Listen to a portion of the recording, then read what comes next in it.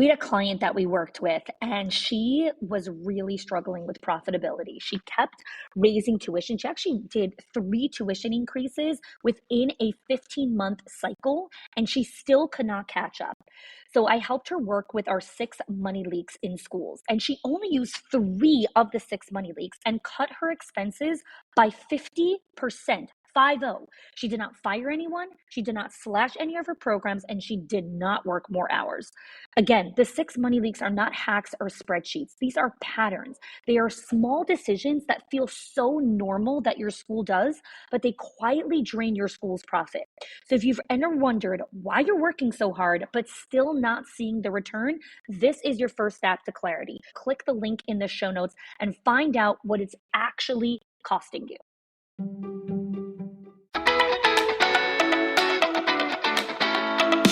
Welcome to the Schools of Excellence podcast, where we have conversations about education, leadership, and building a school of excellence. The goal on this show is to bring you clarity, up-level your mindset, and give you practical strategies and inspiration so you can show up with confidence and trust your decision-making. I'm Chani Wolshansky. I'm a mom of 4 under 10, a former New Yorker, and been in the early childhood field my entire life. And I'm so grateful that you've joined me for this conversation. Hey there. So this is part 2 of our distress tolerance training. Last week, I introduced you to this concept of distress tolerance, how to navigate it as a school leader. And so today's episode is going to be how to design a distress tolerance toolkit for your staff. So in this episode, we're really going to understand how creating a stress resiliency toolkit for your staff, for your leadership team, to help give them the tools that they need to actually succeed inside of the classroom. So what is a stress resiliency toolkit, right? What is it? Well, it refers to a collection of proactive and in-the-moment strategies to help your staff and your leadership team manage stress, emotional discomfort, and maintain emotional regulation in their daily interactions with children and colleagues. So childcare professionals are faced with tons of emotional challenges throughout the day and lots of emotional discomfort in their roles. And if we understand how to recognize it and address these really critical feelings and things that happen, we can really create a much healthier and nurturing environment for the children. And that's what we want. Let's dive into what is a resiliency toolkit, right? What is this? So let's first understand the concept of accepting distress, okay? We have to understand that the nature of distress is inevitable. It is part of the human experience. Getting stressed out and overwhelmed when you are working with young kids is part of the human experience. So when you get stressed out and overwhelmed, it's not asking yourself like, oh my gosh, I've been a teacher for so many years. Why am I getting stressed out? Oh my gosh, I've been a parent for like 30 years. Why am I getting overwhelmed when this happens? Yeah, because you're human and you're not a machine, and that's why you're getting overwhelmed, or that's why you're feeling a moment of stress. It's not about, I shouldn't get overwhelmed. It's, what do I do when that happens? Such an important distinction, right? Really important distinction, because if we don't accept distress and discomfort as part of the human experience and we fight it and we think we're not supposed to be experiencing that, you're constantly living in a state of even more stress, because every time you feel it, you judge and blame and shame yourself that you're experiencing that to begin with. And this goes especially for young staff, especially for new leaders, right? Even when you have a teacher who's been a teacher for 20, 30 years, but you promote them to a new position of leadership, they are going to experience this, and they are going to experience high levels of shame and blaming themselves and guilting themselves that they're getting overwhelmed, when really, that's part of the job, right? You're not supposed to have it together all the time. Like, you're really not. It's one of the massive paradoxes of success, one of the massive paradoxes of humanity, which is a whole separate podcast episode, which I'll do one day. So that is really important, right? We have to understand that it's part of the human experience. So how do we build this toolkit? Well, let's start with understanding what the onboarding process can look like, right? And I'm going to give you some perspectives, some invitations to relook at how you onboard your staff. Now, there are dozens of trainings on how to onboard staff, on how to create the best SOPs and the best processes. This is not what today's episode is about at all. At all. This is not a systems podcast episode. This is a specific training on how to bring emotional and resiliency toolkits into your existing onboarding. Okay. So whatever your onboarding is, I'm sure it's fantastic. I'm going to invite a new perspective or a new addition to your already existing, probably stellar onboarding system. So when staff get onboarded, one of the things that happens in onboarding is we dedicate a lot of time to the tactical, mechanical to-dos of being inside of the classroom. How do you clock in? How do you sign up? How do you change the baby's diaper? How do you warm up the bottle? How do you do this? How do you do that? How do you actually sit at the circle time? How do you lead the circle time? How do you sign in a parent? How do you clock out a parent? How do you use kangaroo time? How do you use this software? How do we log in this? How do you, clock in for payroll? How do you submit a receipt, right? All the technical and mechanical to-dos of being a teacher. We spend a lot of time on that. Then we go into purpose and mission and what our company values and who your mentor teacher is and who this is and, where the building is, where the front entrance is, where the back entrance is, where to park, where to not park, what the legal holidays are, what your PTO is, all the things, right? I could do a whole episode on just all the things that go into onboarding, right? It's really overwhelming. And here is something that is often left out. How are you going to deal with overwhelm inside of the classroom? We don't talk about that because we're afraid that that's going to drive people away. So I often talk about how so many leaders cushion discomfort, right? We kind of try to bubble wrap our staff in it's going to be amazing. And the kids are so cute and it's such a great age. And you have such a great mentor teacher and you're going to be working with such a great co-teacher, right? And we cushion all the stuff, which is great. It's very important to get people excited. And please focus on the realities of working with children, that it can be really stressful and kids can sometimes really trigger you and they can sometimes be really annoying. And they can ask you the same question over and over and over and over again, or they can do the same mistake over and over and over and over again. And sometimes your colleague can have a very different work ethic than you, and sometimes a very different personality, or dress very differently than you, or think differently than you, or, have a different faith than you, or have a different political viewpoint than you, or vote differently than you, or love differently than you, right? And it's whoa, 1 second. How are we going to deal with all of that? Because if you think that none of that comes up in the childcare day, you are living in a different planet. All of those things come up throughout the day. All of those things. There is no such a thing as saying, well, just check everything at the door. What world is that from? I am the same human that is walking into the door, right? What do you mean check it at the door? So there's certain things that we do want to check at the door. And then there are certain things that just come with us, right? Our emotions come with us. You can't say oh, you had a really hard morning. Just leave it at the door. Don't bring the hard morning in with you. Okay, but how do I actually do that? How do I not bring the fight that I had with my husband this morning into the classroom? How do I not bring my emotional discomfort that I could not get my 2-year-olds to get their shoes on and they all went to school with no clothes and mismatched whatever socks? How do I deal with that before I get inside of the classroom? We talk a big game as leaders and we say things just leave it at the door. Just do this. Just do that. Just make sure you're always smiling. Fix your face. Okay. And how? And how, please? We spend hours and thousands of dollars obsessing over every system and process of how do you click and what do you do and where update and where all the tactical to-dos on how to do all of this stuff. And we send almost zero time on, okay, but how do you check your emotional baggage at the door? How do you navigate the distress when the child looked at you and called you a poopy face, right? How do you actually deal with that? Oh, just laugh it off. Oh, they're just 3-year-olds or whatever it is. Yeah, being called a name can be incredibly dysregulating for some people. Incredibly dysregulating, even if it's coming from an innocent 3-year-old. It doesn't matter. It could be incredibly dysregulating for some people. Do they know how to regulate themselves back to a calm state? Or are they going to spew hate at that kid the rest of the day and be passive aggressive at them? Because I've seen that. And I know you have also. So how are we actually building an environment and a culture where staff can actually do this, right? I've said this so many times on my YouTube channel, on my podcasting, when I do events, when I speak at events, when I talk to people one-on-one.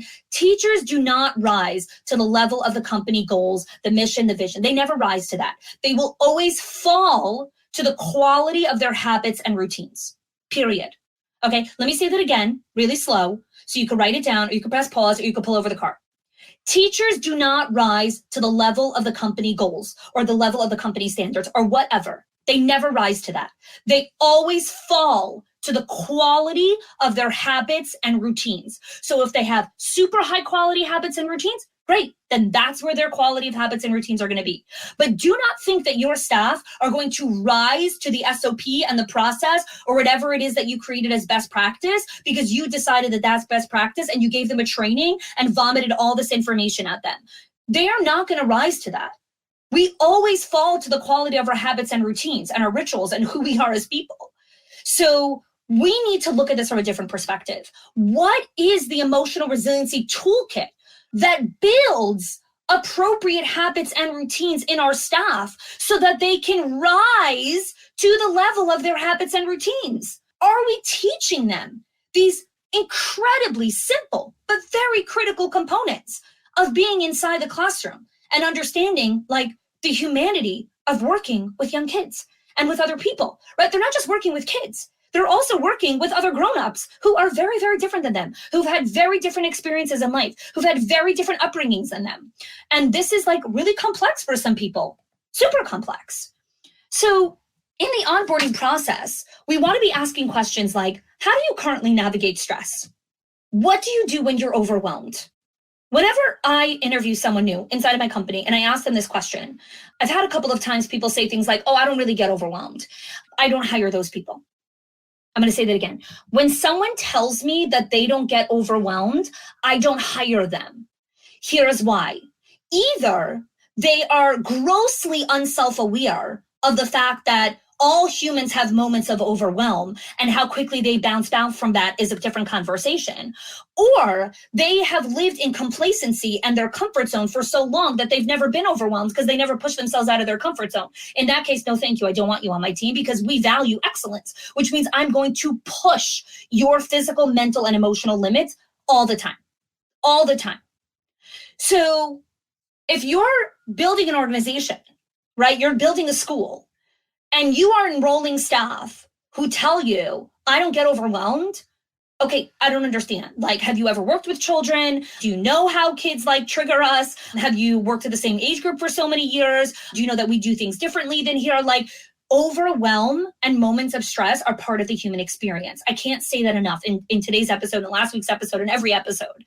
Right? So when people say like, I don't get overwhelmed and they think that they are like, you know, posturating that they're like an amazing person. No, you're not.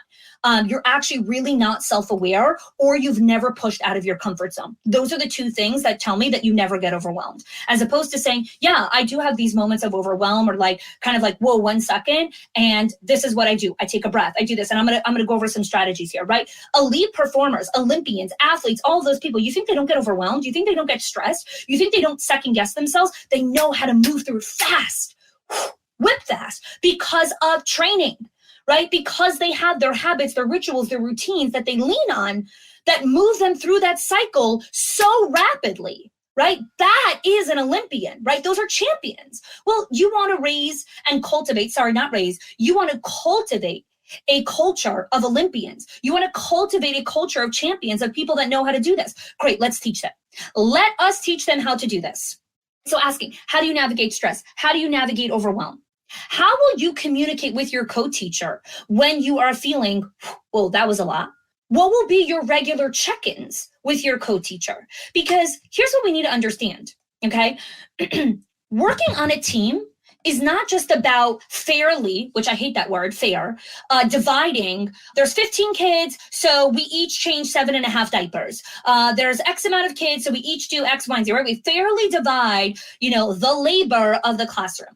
That's not what being on a team is about, okay? Being a team member is having someone's back when they need it. Being a team member is lifting the other person up and complimenting them, right? Not just saying thank you for doing this, but actually saying, hey, I appreciate you noticing that I needed the scissors at that specific moment. And you just went and got it for me without me asking for it. That was so helpful in keeping a calm moment with the kids at the art table.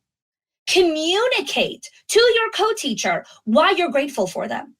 These are powerful resiliency strategies to put in your toolkit, right? How will you complement one another when the other person supports you? How will you communicate to the other person that you need a breather, that you need a 5, that you need to take a break, that this is beyond you right now? How will you communicate that, right? How will you let your co-teacher know, your teammate, I'm drowning, I need you, or I'm just about to go under capacity? Right? These are powerful conversations to have when you onboard a new team together. When you bring a new teaching team together, let them have those conversations. Let them have those conversations together. And you can facilitate it, right? If you feel like they're not capable of having it on their own, right? Another powerful thing to add to your onboarding is, depending on what age group they're teaching, what will be your self-soothing strategies when you're working with the infants, with the toddlers, with the 3-year-olds, with the 4s, with the middle school age, whatever age they're working with, okay? If you think that working with middle schoolers doesn't require you to self-soothe at certain points throughout the day, please walk into a 7th grade classroom for 3 hours. You're welcome. Anytime you are teaching children, I don't care how old the children are, okay? Even if you're going in and you are leading adults, we need to know how to regulate and self-soothe after an experience, after a moment. Communicate with them. Do you have what you do when the babies cry? Do you have what you do when this happens? Like, how do you respond when you're sitting down and a child, is newly toilet trained and they have an accident on you? Like, how do you want to respond? Right? And then you practice it with them and you role play that with them. You want to know what mentor teachers should be doing with their new hires? That, role playing through how to deal with stressful situations. We spend hours on curriculum. Like, most of the time when I see mentor teachers working with young staff, it's about curriculum. It's about lesson planning. It's about what to teach the kids, what else to stuff down their throats. I'm telling you guys, like, teach less, stop focusing so much on lesson planning, and have your mentor teachers mentor your young staff on how to regulate their nervous systems when they are working with kids, when they are trying to round 18 3-year-olds from the playground, which is I don't know how many square feet, and you're trying to pull everyone together. How do you do that? How do you do that in a calm voice? How do you do it when the kid says, you can't catch me, and they go hides in the slide, right? What are you gonna do? What are you gonna do? What are you gonna do when that happens? Because let me tell you, if you teach 4-year-olds, that will happen. That will happen. Someone will do that. Someone will tease you. Someone will go hide. Someone will go pee in the bushes. It's happened. I've been in the classroom for 10 years. All of these things have happened, right? What are you gonna do when that happens? What are you gonna do when you have 17 kids lined up and everyone's ready to go and you're missing one kid? Right? Who's responsible for going to find the kid? Are you taking the class in? Is your co-teacher waiting? Are you waiting and she's taking the class in? Who's doing it? Guys, this is stuff that really happens on a day-to-day basis. And I know because you're listening to this and you're laughing and you're smiling and you're nodding and you're probably even crying and saying, my God, how does she know what's happening inside of my classroom? I know because I've been in the classroom. I've been a teacher. I've been a director. I've been an executive manager. I have 4 of my own kids. I go to schools all the time. I see what happens. All of this happens and teachers are so ill-equipped to deal with them. And they think that they need another tip and another trick on how to control and manipulate the children's behavior. You don't. You need to know how to manage yourself in that moment. That is what you need. That is what you need. So, number 1, some grounding exercises, right? How you start the day is critical. When you come into the classroom, in your shift, whether you're morning shift, afternoon shift, evening shift, whatever shift, if you have shifts, or if you're there for the whole day, you're there for half a day, or whatever, it doesn't matter. It doesn't matter how many hours you're in the classroom or what time of day you walk in. Grounding yourself. Grounding yourself. What are grounding exercises? There's so many, right? You could do a meditation. You could do Vegas breaths, which is 4 breaths in, 4 breaths out. You could Google Vegas breaths. I don't need to teach it to you here, right? Do grounding exercises that ground your body and bring you into the present moment before you step foot into that classroom. Now, so many people tell me, my teachers don't have time to do that. They have to just walk right into their shift. Okay, well, what if you change that? What if you said, hey, when you come in, before you start your shift, and you're paid for these 3 minutes or 2 minutes, to ground yourself. So before you walk in, I want you to ground yourself with a meditation or with a breath. It sounds really silly, but let me tell you, breathing's really powerful. Breathing's really powerful, okay? Deep breathing brings relaxation and stress reduction. Okay, so grounding and deep breathing. What else should be in their toolkit? Distraction techniques. So in the same way that when we teach young toddlers and, they separated from mama and they're crying, we distract them with fun things, right? We're like, oh, come, let's go sit at the sand table, right? And we start to play with them at the sand table. And then, they forget that mama left and they're doing okay inside of the classroom. So we do diversion strategies with young kids all the time. Did you know that you could do it for yourself also? You can divert attention from distressing thoughts and emotions. So when you are experiencing stress, right? Stress meaning, oh my gosh, it's 12:35. She was supposed to be here at 12:30. She's still not here. My lunch break is being cut. Oh my gosh, it's 8:30. She's late again. I'm going to have to, do morning arrival on my own. Okay. Or you're leading a staff meeting and two people are in the back talking and they're still talking, even if you ask them to stop, right? And so you start to have these distressing thoughts of like, oh my gosh, I'm not respected here. I'm not valued. No one wants to hear what I have to say. I can't control this place. I'm not going to have, enough time to eat my lunch. I need to check in with my husband. I need to check in with my child who's not feeling well, right? And monkey, right? All the monkey thoughts, all the chatter brain starts going, woo, down the drain over there. And you start spiraling really, really quickly, okay? Here's a great strategy to have in your resiliency toolkit: distraction techniques. How will you be diverting attention from what you're experiencing in this moment and recalibrating yourself and distracting what you're currently experiencing to something more calming, to something more present, to something more just feels better on your body, okay? That's another strategy. What else? Problem-solving strategies, okay? Problem-solving strategies are really underrated inside of the classroom. So what I mean by problem solving, actually problem identifying is a better word for it, is when the teacher is experiencing something that feels really problematic or whatever it is, it's asking a simple question. Is this the problem that we need to solve? Right? What is the problem here? What is the problem that we actually need to solve right now? That pause brings the answer. The answers come in the pause. They do not come in the frantic energy. They do not come in the stress. They do not come in the anxiety. They do not come in the overwhelm. They do not come in the distress. They don't come in any of those places. They come in the pause, in the quiet. So take the pause, right? Take the pause. Okay, let's go a little bit further. One of the things that happens a lot when we are in distressful moments is we make really, really poor decisions. And so another thing that I want you to add to the resiliency toolkit for your staff are how to make decisions under stress, right? Again, it sounds so simple, but these things are not taught and they need to be, which is why I'm doing this episode, right? So how do we enhance decision-making skills under stress? A couple of things. Number one, self-awareness. Having the self-awareness to recognize I am in a moment of stress. I need to pause before I make my next move. Literally something as simple as that. Just building the self-awareness of like, 1 second. I'm a little stressed out right now. I probably should not be making a decision. Let me pause. Let me go back to my grounding techniques or my breathing strategies or whatever it is. Bring myself back to calm before I make this decision. Okay, so self-awareness. Number two, time management. What happens a lot of times is we make hasty decisions in the last minute because we have not effectively managed our time. And so we have all of these things that we have to decide under massive distress. And we do not make good decisions under distress. So time management, right? Teaching your staff how to effectively manage their time and prioritize tasks so they are not making rush decisions due to time constraints. What happens a lot of times, this happens very often before parent-teacher conferences, where staff have to kind of prepare all these reports or put things together, and they don't effectively manage their time to put this all together. And so they're left like under massive stress, trying to make really important decisions about the child or how to lead the conference under massive distress.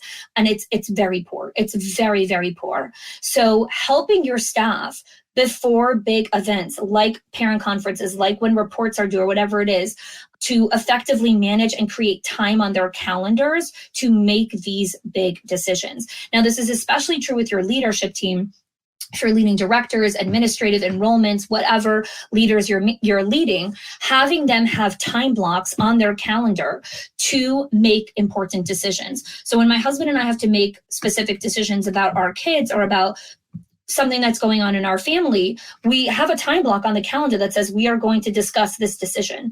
Because what happens is that if we don't have a specific time, we end up discussing it in middle of a bunch of other stuff, like while we're making dinner or, I don't know, doing bath time. And that's not a good time to make really important decisions in the family.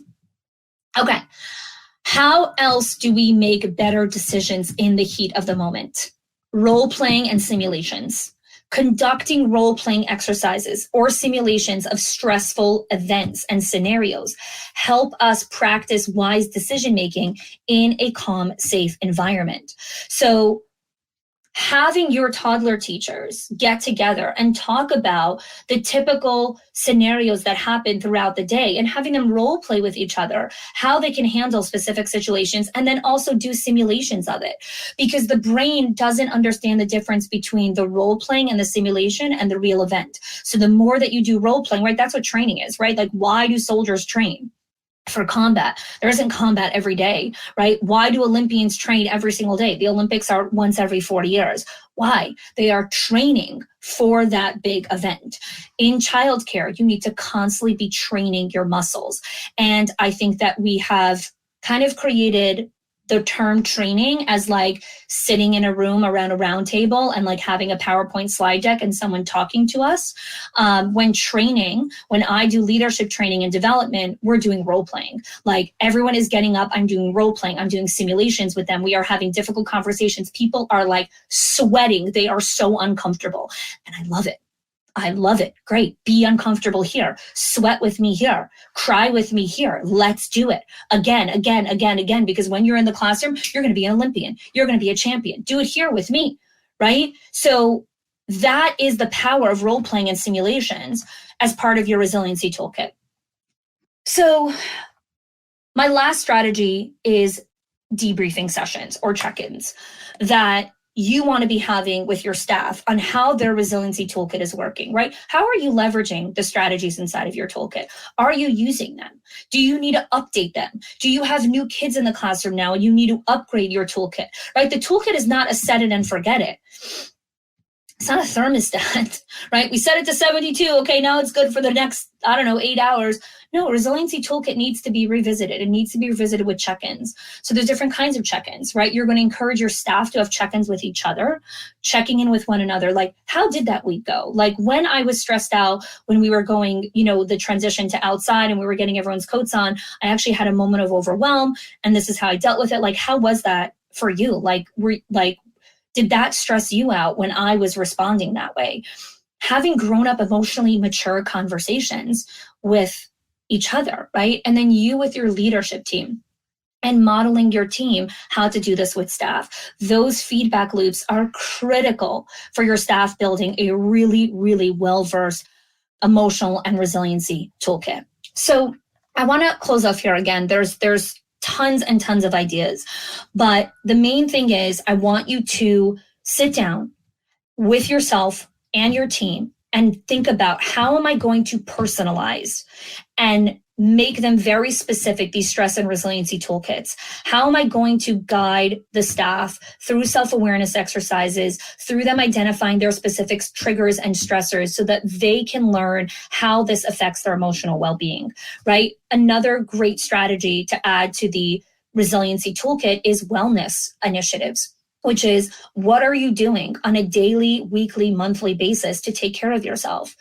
One of the ways that we combat stress and overwhelm is by taking part in pleasure and joy activities that make us happy.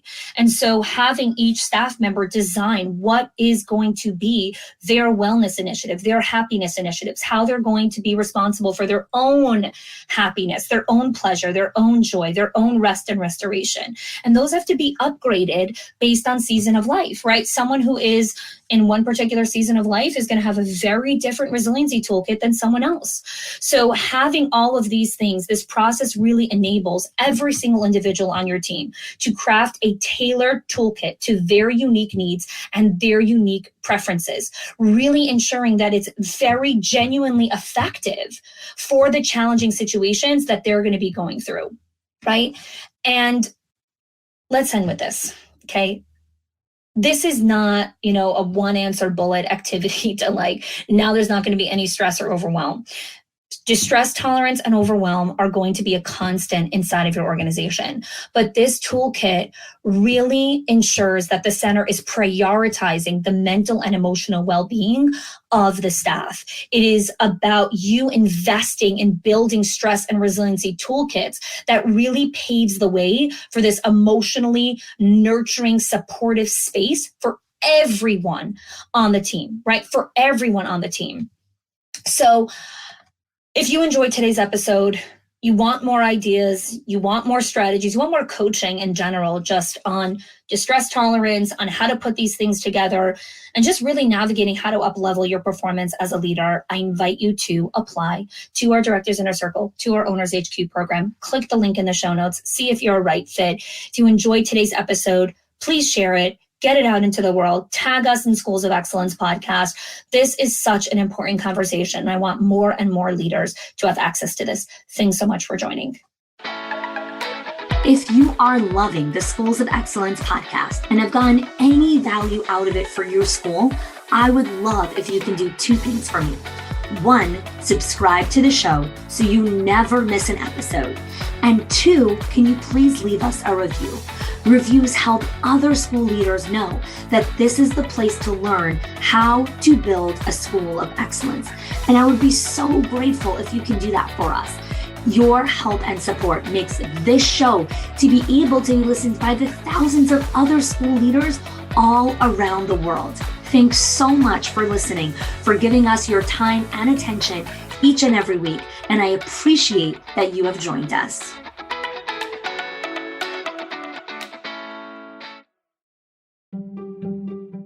If your accountant has ever told you to cut back on professional development or slash your teacher appreciation budget or your staff development budget just so you could stay afloat, or has told you, hey, you probably can't go invest in that program, please listen. The problem is not that you're spending too much money on your people or yourself or your investment or your support system. It's that your school has invisible money leaks that are draining your profit, leaks that no spreadsheet will ever catch or accountant. So I created the 6 money leaks of schools that show you the 6 core areas that schools lose money every single month without realizing it. If you close even one of them, your profits will start to soar without sacrificing your team. Go get it now and stop blaming the things that are actually building your school.